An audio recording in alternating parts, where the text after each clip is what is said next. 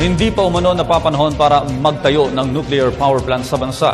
Ito ang giniit ng panasyo kasunod ng panawagan ng ilang grupo, kasunod ng nararanasang brownout.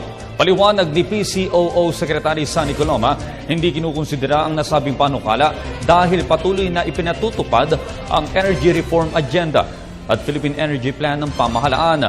Sa susunod na taon, target ng pamahalaan na tapusin ang pagpapatayo ng mga bagong planta sa Mindanao. Samantala, hinikayat naman ng opisyal ang publiko na magtipid ng kuryente, lalo't tataas ang demand ngayong tag-init. Meron pong pinatutupad ang ating Department of Energy na Energy Reform Agenda.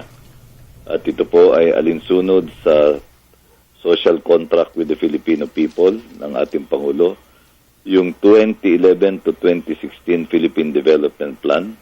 At tumutugon din ito sa long-term global policy framework on energy, na katulad ng UN Sustainable Energy for All Initiative and the APEC goals. No, meron din pong Philippine Energy Plan na pinapatupad ang ating Department of Energy simula po sa taong 2012 hanggang 2030 o lampas pa sa termino ng ating Pangulo.